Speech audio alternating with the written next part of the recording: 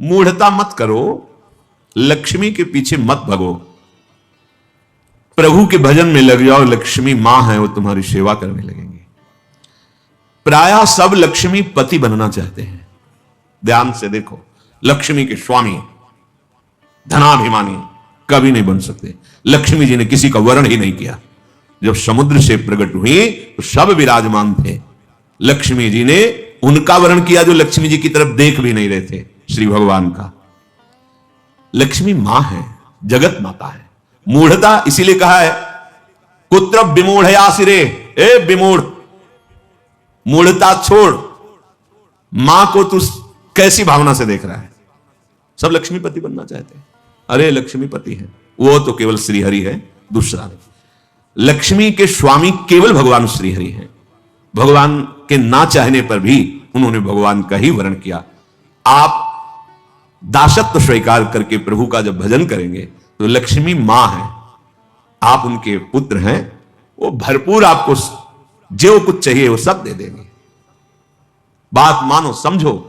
मायापति है श्री कृष्ण, वो आप मायापति बनना चाहते हैं, थप्पड़े मारेंगे, फिर गलत दृष्टि रखता है।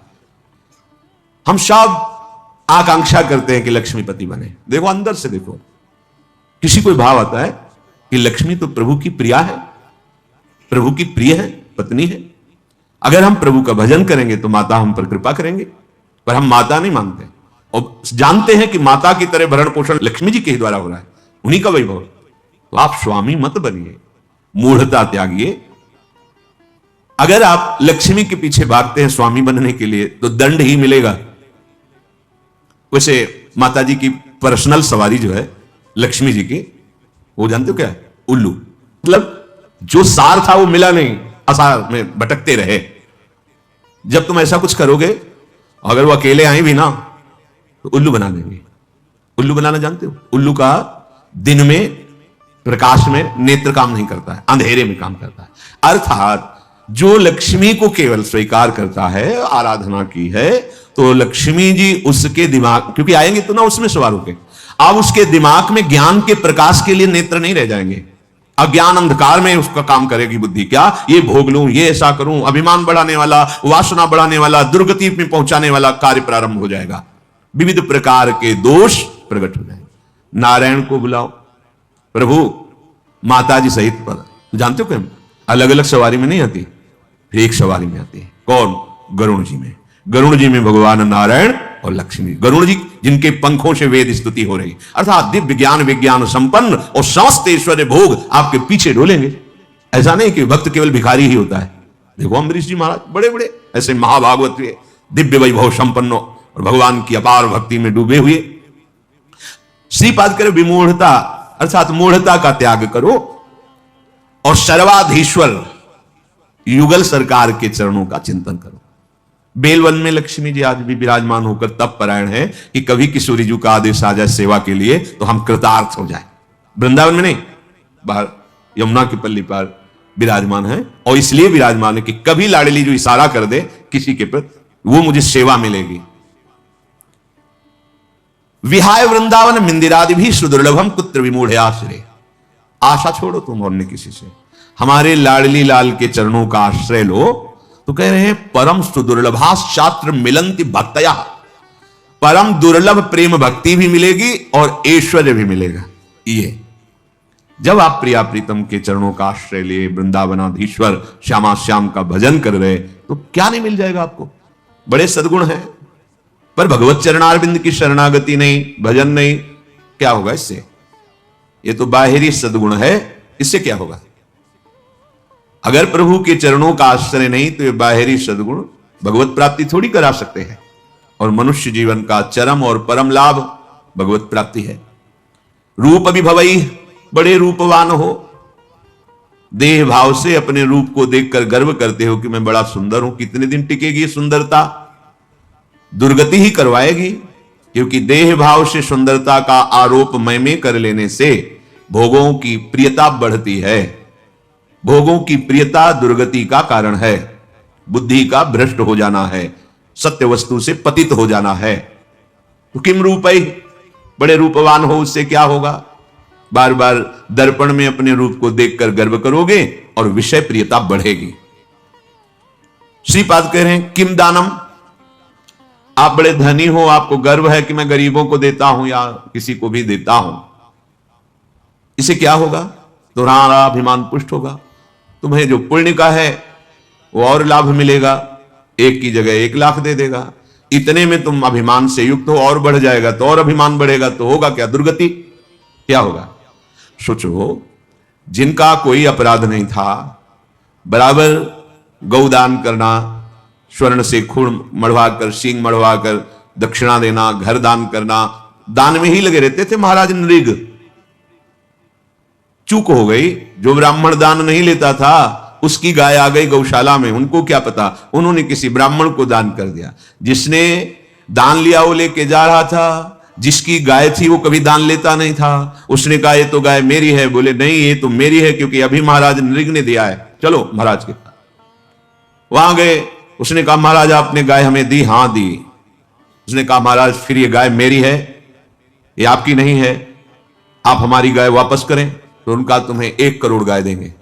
जो गायक का असली मालिक था उसे कहा इसको छोड़ दो तुम, क्योंकि हमने दान दे दिया।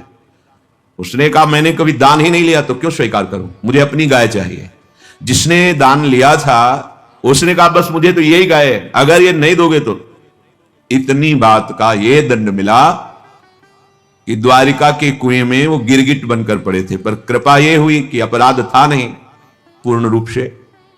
वो राजा है, वो क्या गौ सेवक थोड़ी हो कि गौशाला में पहचानते हो कौन मेरी गाय कौन तेरी गाय। आ गए, दान कर दिया, तो फिर भगवान अपनी तरफ से हेतु की कृपा करके उनका कल्याण किया, पर बने गिरगिटी। विचार करके देखो, इतना बड़ा दान अगर भगवान हेतु की कृपा न करते तो क्या बने हुए पड़े थे। तो किम दानम, अहंकार करके कि मैंने इतना रुपया दान किया, इतनी वस्तु दी, वो आपको मुक्त नहीं कर सकता। और वही वस्तु हे प्रभु आपके द्वारा दी हुई वस्तु दैन्य भाव से आपको समर्पित करते हैं, हो गया, ये भगवत प्राप्ति का कारण बन जाएगा।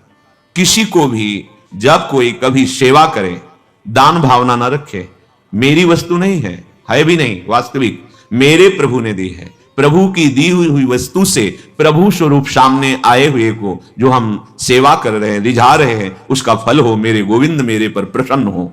त्वदीयं वस्तु गोविंदम तुभ्यमेव समर्पये, हे प्रभु आपकी दी हुई वस्तु आपको। ये दान नहीं, ये भगवत प्राप्ति का हेतु है, ये सेवा है। किम दानम, बहुत दानाभिमान है, दान करते हो 1 की जगह लाख दे देगा मेरा मालिक, महालक्ष्मीपति है, महाऐश्वर्यवान है, महान विभूतियां उनके चरणों की आराधना करती रहती हैं। श्रीपाद कह रहे हैं यज्ञ आदि भी बड़ी बड़ी यज्ञ करते हो, पर भगवान की शरण में हो करके उनकी भक्ति का भाव नहीं, तो क्या होगा यज्ञ से? देखो यहां के ब्राह्मण मथुरा के यज्ञ कर रहे थे, भगवान ने अपने सखाओं से कहा जाओ तुम्हें भूख लगी है तो उनसे मांग लो, जाकर कह दो श्री कृष्ण बलराम आज इधर गौवें चराते हुए आए हैं, हमें थोड़ा सा भोजन दे दो। गए, साष्टांग प्रणाम किया और कहा हे विप्रो, भगवान श्री कृष्ण बलराम जी पधारे हैं सखाओं के साथ, उनको भूख लगी, थोड़ा सा भात दे दो, अन्न दे दो। उन्होंने अनसुनी कर दी। वो गए, बोले प्रभु देने की तो बात जाने दो, बोले ही नहीं, देखे ही नहीं। बोले तो उनकी पत्नियों के पास जाओ। वो कहा प्रभु जब पति ऐसे निष्ठुर है तो पत्नियां कैसे दे सकती? बोले नहीं, वो मेरी बड़ी भक्ता है, क्योंकि मेरी चर्चा सुनती रहती है। वृंदावन की मालिनी पुष्प लेकर दूना में और घर में देती थी मथुरा में जाके, और रोज चर्चा। आज लालजू महाराज ऐसी पोशाक पहने, आज ऐसी लीला की, आज बकासुर मारा, अगर असुर, ऐसी वो लीला सुन सुनकर आसक्त चित्त हो गई थी। कब ऐसा सौभाग्य होगा कि प्रभु मुझे दर्शन। जे भी सुना प्रभु भूखे हैं, सुंदर भोग बनाकर ठाकुर जी के लिए चल पड़ी, रोकने पर भी ना रुकी। तो एक महान यज्ञ करने वाले भगवान की अवहेलना कर रहे, स्वयं यज्ञ भोक्ता भगवान उनसे भोग मांग रहे कि ले आओ, भूख लगी है, और वो यज्ञ क्या इन ग्वालों को देना, ये बात उनके मन। तो यज्ञ का फल क्या हुआ? यज्ञ का फल है प्रभु को तुष्ट कर लेना, प्रभु को प्रसन्न कर लेना। क्या मिला यज्ञ आदि भी? अगर भगवान की शरणागति नहीं, भगवान की भक्ति नहीं, तो यज्ञ से क्या होगा? श्रीपाद कह रहे किम विख्याति सतैह, तुम्हारा शास्त्रों लोग, सैकड़ों लोग, लाखों लोग यश गान करते हैं, बड़े प्रतापी हो, बड़ी महिमा है, बड़े पदवान हो। कितने दिन टिकेगा ये पद? कितने दिन तुम्हारा शरीर टिकेगा? परिवर्तनशील संसार है, छूटेगा पद। शरीर भी छूटेगा और लोगों की बुद्धि भी परिवर्तित हो जाएगी। बराबर यश बना ही नहीं रहता, ये माइक है, ये सत्य सच्चिदानंद नहीं है, वाह वाही 4 दिन की चांदनी है, इसका कोई महत्व तो नहीं। जो इसके महत्व में फंस गया वो भगवत महत्व को खो देता है। श्रीपाद कह रहे क्या होगा तुम्हारा, बहुत लोग यश करेंगे और तुम उसको सुनोगे, अहंकार पुष्ट होगा। होगा क्या इससे? श्रीपाद कह रहे किमुग्र तपस्या किम, बहुत तुमने उग्र तपस्या की और भगवान के चरणों की भक्ति नहीं तो क्या। देखो हिरण्यकश्यप ने ऐसी उग्र तपस्या की कि ब्रह्मा जी को आश्चर्य हो गया। दिव्य दृष्टि से देखा तब दिखाई पड़ा कि जहां वो तपस्या कर रहा था वहां दीमक का पिंड हो गया, उसके ऊपर कुछ घास आस जग गई थी। हिरण्यकश्यप दिखाई नहीं दे रहा था, कमंडल का दिव्य जल डाला तब वो प्रकाशित हुआ। ऐसी उग्र तपस्या करने वाला भगवत विरोधी क्या हुआ। बड़े बड़े महर्षि जन तपस्या के द्वारा जिन प्रभु के चरणारविंद का दासत्व प्राप्त करना चाहते हैं वो तपस्या सार्थक हुई, केवल तप का अभिमान बढ़ा तो ऐसी उग्र तपस्या से भी क्या। देखो कोई अपराध अम्बरीश जी ने नहीं किया, तपस्या का थोड़ा सा भाव होने के कारण कि मैं महान तपस्वी, कृत्या पैदा कर दी। ऐसे निर्मल भक्त को दंड देने के लिए उतावले हो गए दुर्वासा जी। परिणाम सब सुनते हैं क्या होगा। श्रीपाद कह रहे न्यास योगादि भी बहुत आपको ज्ञान है, करन्यास ये न्यास योग, लेकिन प्रभु के चरणों में प्रेम नहीं तो क्या। 1400 वर्ष अपनी मृत्यु पर विजय प्राप्त करके योग के द्वारा जीवित थे चांगदेव। बड़ा प्रभाव, सिंह पर बैठकर सांप की चाबुक लेकर ज्ञानदेव जी महाराज को अपना प्रभाव दिखाना चाहते थे। क्या हुआ, एक भगवत प्रेमी महात्मा के सामने सब योग सिद्धि निष्फल हुई। शरणागत हुए, शिष्य बने, अभी तक तो मेरा जीवन व्यर्थ ही गया। योग का प्रभाव है प्रभु के प्रेम में डूब जाना, प्रभु के चिंतन में डूब जाना। योग की सार्थकता है आत्मस्वरूप, परमात्मा स्वरूप, भगवत चरणारविंद की प्रीति होना। कोई भगवान शंकर से भी बढ़कर योगी है क्या? 88,000 वर्ष की समाधि एक बार में लगती है। शंकर सहज स्वरूप समारा, लाग समाधि अखंड पारा। ऐसे योगिंद्रों मुनिंद्रों के गुरु देवाधिदेव महादेव जिनके चरित्र का गायन करते हैं, जिनके चरणामृत को अपने मस्तक पर धारण करते हैं, जिनका नाम, जिनकी लीला भूमियों में विचरण करते हैं, लीला चरित्र में आसक्त हैं, यह है योग का फल। श्रीपाद कह रहे किम तत्वानुभवेन, यदि आप भजन परायण नहीं हैं तो आपका तत्व ज्ञान भी किस काम का। देखो ये बहुत सूक्ष्म विषय, क्योंकि तत्वज्ञानी महापुरुष हैं, ऐसा नहीं कि इनको तत्व का ज्ञान नहीं है। परम तत्वज्ञानी शनकादि हरिशरणम, जब तक आप समझोगे नहीं तब तक तर्क उठ जाएगा। कोई भी महात्मा अभी तक जहां दर्शन हुआ सब भगवान नाम उच्चारण करने वाले। ओम भी तो हमारे भगवान का नाम है। सन्यासी जन जब परस्पर मिलते हैं तो ओम हरि, स्वामी जी ओम हरि, ये क्या है? हमारे भगवान का ही नाम प्रणव ओम है, उन्हीं का नाम हरि है। और जब किसी भी वीतराग सन्यासी को प्रणाम किया जाता है तो शिक्षा दी जाती है कि ये उच्चारण करके प्रणाम करो, ओम नमो नारायणाय। तो कहते हैं नारायणाय नारायणाय, भाव ये हे प्रणव स्वरूप नारायण हम आपको नमस्कार करते हैं। तो कहते हैं नारायणाय नारायणाय, अर्थात तुम भी नारायण ही हो, अपने स्वरूप को नहीं समझ रहे हो। नारायण नारायण नारायण, वो भी उच्चारण करते हैं, नाम उच्चारण। कोई ऐसा आज तक नहीं मिला जो नाम रहित सिद्ध हुआ हो, नाम जप नहीं है और वो सिद्ध हुआ हो, ऐसा कोई नहीं देखा। पास में ही बड़े महापुरुष थे, जब उनको प्रणाम करते ज्ञानी महापुरुष सच्चिदानंद भगवान की जय, यही बोलते सच्चिदानंद भगवान की जय। बड़े सरल पूज्य स्वामी श्री सत्संगानंद जी महाराज जब उनको राम राम बच्चा, राम राम राम, एकदम बाल मूर्ति महान सिद्ध ज्ञान से, और बोलते राम राम बच्चा, राम राम। बड़े बड़े महापुरुषों को देखा। ये बुद्धि की छोटी धरा में तर्क वितर्क निंदा स्तुति कोई माननीय विषय थोड़ी है। जो त्रिगुणात्मिका माया के द्वारा मोहित हुए जन है, इनकी कोई बात सुनने लायक थोड़ी है। बात सुनने लायक, समझने लायक जो मायातीत अवस्था को प्राप्त महापुरुष है उनकी है। तो श्रीपाद किम तत्वानुभवेन, यदि आपका भजन नहीं बन रहा है, किम तत्वानुभवेन विष्णु भजन, प्रभु का भजन नहीं हो रहा, प्रभु के नाम में नहीं डूबे हो, क्या। पूज्यपाद उड़िया बाबा जहां बैठते वहां भगवत चर्चा शुरू करवा देते।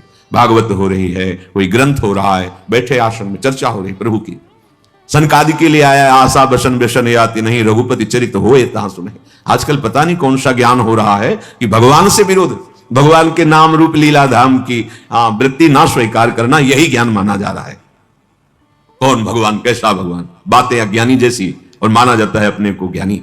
कौन ऐसा ज्ञानी है जो भगवान के अवतार के समय उनके दरवाजे पर जाकर के घुटने न टेके हो, दर्शन न किया हो? कौन ऐसा ज्ञानी? इतने दर्शन के लिए विकल है सनकादि की। जय विजय ऐसे ही स्वाभाविक रोक दिया, असहनीय हो गया, रोकना असहनीय हो गया। एक क्षण के लिए भी इतनी व्याकुलता है कि रुकना संभव नहीं। मैं अपने प्रभु का दर्शन करने जा रहा हूं, क्यों रोक दिया? किम तत्वानुभवेन विष्णु भजन। यदि प्रभु का भजन नहीं है, प्रभु का चिंतन नहीं है, प्रभु के प्रेम में नहीं डूबे हो, तो वो तत्व ज्ञान भी किस काम का? देखो, तत्व ज्ञान नानात्व को मिटाता है, पर जिस सत्य को जाना उसका चिंतन आवश्यक। आत्मज्ञान होना कठिन है, पर आत्मज्ञान हो सकता है।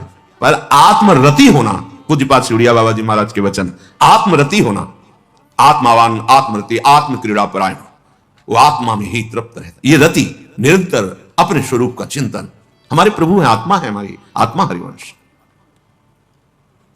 किम तस्य वाक्याद्भुते, तुमने बहुत वाणी में प्रवीणता प्राप्त कर ली, उसे क्या होगा? बहुत अद्भुत प्रभाव है आपका, उसे होगा क्या? अगर चित्त प्रभु के प्रेम में नहीं डूबा तो सब क्या है? वाग विलास मात्र है। बड़े आश्चर्य हमें लगा जब भगवान श्री सुखदेव जी पूरी भागवत सुनाने के बाद एक शब्द कहा, ये परीक्षित, ये सब वाणी का विलास मात्र। एक बार एकदम सावधान की, ये शब्द कहां से निकला? परमहंस जी के हृदय में ये शब्द क्यों निकला? क्योंकि इसमें तो सब चरित्र है, उनका चरित्र, उनका चरित्र, उनका उनका उनका ऐसे विविध चरित्रों का। बोले वाणी को पावन करने के लिए क्यों? एक ही है, विविध नहीं है। भाव था कि एक ही है। परीक्षित, बेटा तुम्हें कोई भय है? सुखदेव जी पूछ रहे। बोले नहीं गुरुदेव। ब्रह्म स्वरूप बेटा परीक्षित, तुम्हें कोई भय है? बोले नहीं गुरुदेव।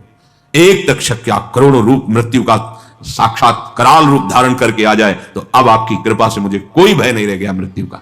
ये अगर तत्व ज्ञान हुआ और भजन नहीं, देखो कैसा प्रेम है श्री शुकाचार्य जी को भगवान श्री कृष्ण की लीला से, रूप से, उनके नाम से। यो वृंदावन ईश मोहन रसे प्यासीन सर्वस्वधि। ये वृंदावन के मोहन युगल सरकार, श्यामा श्याम, यदि इनके नाम में प्रेम नहीं, इनके चरणों में प्रेम नहीं, इनकी लीला में प्रेम नहीं, इनका तुम्हारे हृदय में अपनापन जागृत नहीं हुआ, तो क्या विद्या, क्या शील, क्या कुल, क्या रूप, क्या वैभव, क्या दान, क्या यज्ञ, क्या यश, क्या तपस्या, क्या न्यास, क्या योग, क्या तत्वानुभव, क्या बहुत वाणी का विलास, क्या? सबका एक सारवत है, सब साधन कर यह फल सुंदर, प्रभु पद पंकज प्रीति निरंतर।